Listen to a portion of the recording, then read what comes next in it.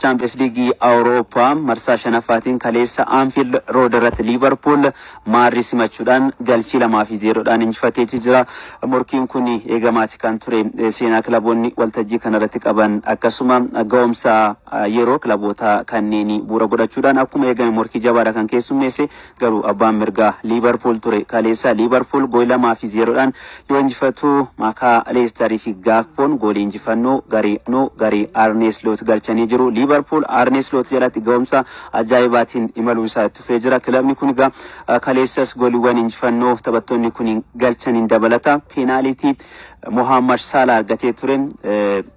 Sibiilli goolii jalaa deebisee jira. Mohamed Salah kaleessas taphattoota ga'umsa fooyyee mul'isan keessaa sanaan ala gama Madridii taphatan sarrafuu dura garicha akkasuma garii biyaalessa France Kylian Mbappé penalty Madrid argate goolii eegana kilaba Liverpool Kwame Keller jalaa deebisee jira. Ga'umsi goolii eegaa kana dinqiidha kan ture. Sanaan ala garuu rukuttaan Kylian Mbappés kan humna qabdu hin turre. Sanas ta'e kana garuu kaleessa dirree isaa irratti Madrid kan simate shaampiyoonii Awurooppaa si'a 15ti Madrid akkasuma Liverpool shaampiyoonii Awurooppaa yeroo 6ti kilaboonni seenaa jajjaboo qaban kunneen lama morkiin taasisan olaantummaa Liverpoolin xumurameeti kan jiru. Liverpool kaleessa injifachuu isaatiin wal qabatee taphoota 5 Champions League Awurooppaatiin mo'atee qabxii 15 kilaba jalqabaa marsaa itti aanuuf darbee ta'eeti kan jiru. Marsaa mo'atanii darbuutiif ga'eeti jira.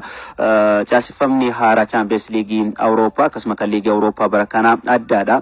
Kilaboonni ramaddiidhaan osoo hin ta'in akkuma waliigalaatti garee tokko keessatti kan ramadamanii fi achi keessaa kilabni qabxii fooyyee argate gara marsaa mo'atanii darbuutti akkuma dorgommii toornaamentii jechuudha kan darbu ni ta'a. Aluma kanaan kilaboonni dorgommii kanarratti hirmaataa jiran hedduun isaanii marsaa itti aanu darbuudhaaf taphoota walitti aansanii injifachuun dirqama isaaniitti.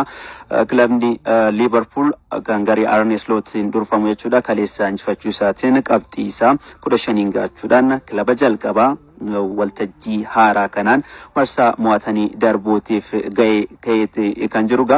Akkuma beeknu kilabni kun taphattoota murteessoo hedduu sababa miidhamaatiin dhabee ture. Keessatti taphattoota kanneen akka Trent Alexander-Arnold fa'aa akkasuma goolii eegaan galichaa Alisson Becker taphattoota murteessoo Liverpool yeroo hundaa itti fayyadamu ture. Garuu taphattoota kana malee kilabiin kun ga'umsa ajaa'ibaatiin imaluu isaa itti fufeeti kan jiru. Kun gareen Arne Slot kaka'umsa gaarii miira injifannoo gaariirra jiraachuu isaa kan namatti mul'isu. Tapha kaleessaa booda leensaan kilaba Liverpool Arne Slot ga'umsa taphattoota isaatti akka gammadee dubbatee jira. Sanaan ala leensaan Madrid Carlo Ancelottiin garee akka kana cimaa ta'e keessattuu ga'umsa fullaa qabatee imalaatii jiru Liverpool dinqisiifachuun dirqama akka ta'edha kan dubbatani. Sanaan ala taphattoota isaaniitiin wal qabate Kylian Mbappeedhaan akkasuma Jude Bellingham irratti yaada kennaniiti jiru. Taphattoonni kun waan gochuu qaban godhanii jiru jechuudhaan kan dubbate. Sanaan ala garuu Kylian Mbappén ga'umsi inni dirree shaakalaa irratti mul'isu gaarii akka ta'edha kan himamu. Garuu dirree irratti yoo seenu taphataan kun erga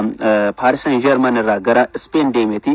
Ga'umsa kana dura namoonni hedduun garee biyyaalessaa fi akkasuma Paris Saint-Germain keessatti isarraa beeknu argaa hin jirru yookiin argaa mul'isaa hin jiru jechuudhaan kan komatanii. Garuu taphataan kun ammallee ga'umsa fooyyarraa akka jirudha Carlo Ancelottiin kan dubbatan. Sanas ta'e kana garuu morkiin kilaboota jajjaboo addunyaa kanaa lamaan gidduutti gaggeeffame olaantummaa Liverpool galchii 2-0dhaan xumurameeti jira. Taphoota biroo kaleessa taphatameen Aston Villa Park irratti Juventus simachuudhaan goolii malee xumuree jira. Tapha biraatiin Dynamo Zagreb waliin kan taphate Borussia Dortmund goolii 2 Benzebiyaanii fi akkasuma Giitens galchaniin dirree isaaniitiin ala goolii 3-0dhaan kan injifatanii.